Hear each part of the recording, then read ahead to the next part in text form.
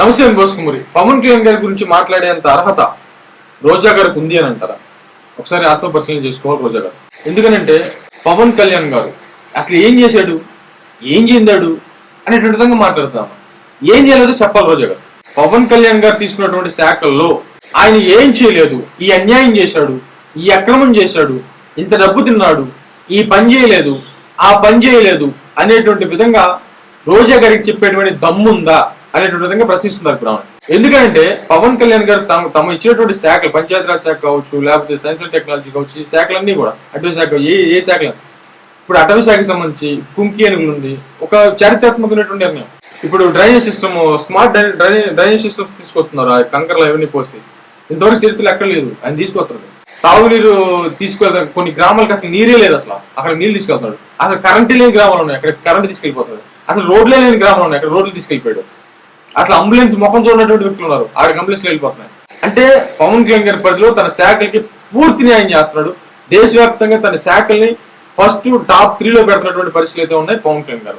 రోజా గారు ఎంతసేపటికి పవన్ కళ్యాణ్ గారు ఏం చేశారు చెప్పాలి, ఏం చేశారు చెప్పాలి పవన్ కళ్యాణ్ గారు అంటది, కానీ ఏం చేయలేదు చెప్పాలి రోజా గారు. ఇది ఆమెను అడుగుతున్నటువంటి ప్రశ్న.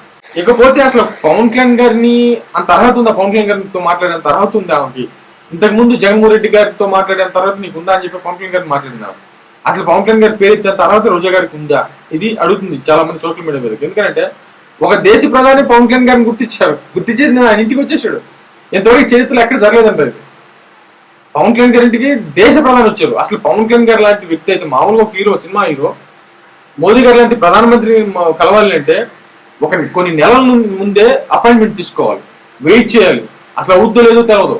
ఒకవేళ అయితే ఒక పెద్ద హీరో, టాప్ హీరో అయితే వెళ్ళి ఒక నాకు తెలిసి 10 నిమిషాలు 15 నిమిషాలు కూర్చొని మాట్లాడేటువంటి వెసులుబాటు అయితే కొంత ఇస్తారు. ఎందుకు సినిమా విధానానికి సంబంధించి సెలబ్రిటీలు కాబట్టి ఇచ్చేటువంటి అవకాశం ఇస్తే ఇస్తారు. కానీ డైరెక్ట్ గా పవన్ కళ్యాణ్ గారింటికి ఒక దేశ ప్రధాని రావటం అనేది అసలు జరిగేటువంటి పని అనేది ఎక్కడన్నా కానీ జరిగింది.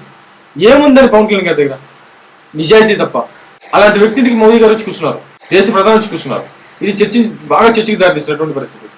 ఇంకా అదే అసలు ఏమీ మాట్లాడినటువంటి తప్ప రోజా గారికి. కానీ ఇంకా మాట్లాడుతున్నారు అంటే ఇంకా వాళ్ళ ఆత్మపరిశీలన చేసుకోవాలనేటువంటి విధంగా తమను తాము ఒకసారి పునఃపరిశీలించుకోండి పవన్ కళ్యాణ్ గారి విషయంలో. అంటే చివరికి వైసీపీకి సపోర్ట్ చేసినటువంటి సపోర్టర్సే మీకు దండం పెడతాం, పవన్ కళ్యాణ్ గారి జోలికి వెళ్ళబాకండి, పవన్ కళ్యాణ్ గారి జోలికి వెళ్తే వైసీపీకి తీవ్రమైనటువంటి డ్యామేజ్ అవుతుంది. ఇంతకు ముందేమో మామూలుగా పవన్ కళ్యాణ్ గారు మాత్రం టార్గెట్ చేశారు, కానీ పవన్ కళ్యాణ్ గారు మాకు అవసరం లేదు, అసలు పవన్ కళ్యాణ్ గారు మాకు లెక్కలో లేడు అనేటువంటి విధంగా మాట్లాడతారు.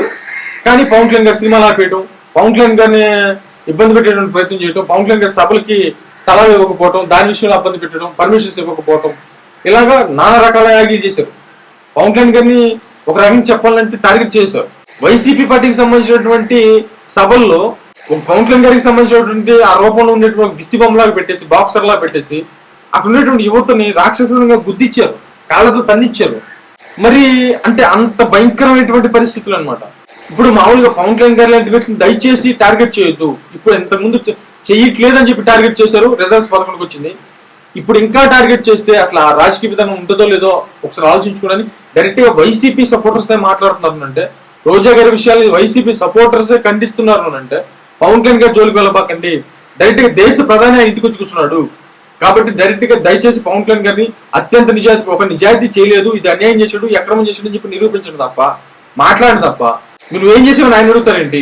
మరి ఇంత పెద్ద గౌరవం, దేశ ప్రధాని వచ్చి ఇంత పెద్ద గౌరవం వచ్చింది, మరి అలాంటి వ్యక్తిని విమర్శిస్తే, అలాంటి వ్యక్తిని టార్గెట్ చేస్తే ఇంక ఈసారి ఆ సీట్లు కూడా రావు. అసలు ఆయన జోలికి వెళ్ళబాకండి, టీడీపీకి జోలికి వెళ్ళండి, టీడీపీ మెయిన్ చేసుకోండి, జనసేన పట్టించుకోవద్దు అనేటువంటి విధంగా వైసీపీకి సంబంధించినటువంటి వ్యక్తులే రోజా గారు మాట్లాడిన తర్వాత హితో పలుకుతున్నటువంటి పరిస్థితి అయితే కనబడుతున్నాయి. మరి ఇదేమైతే చూద్దాం.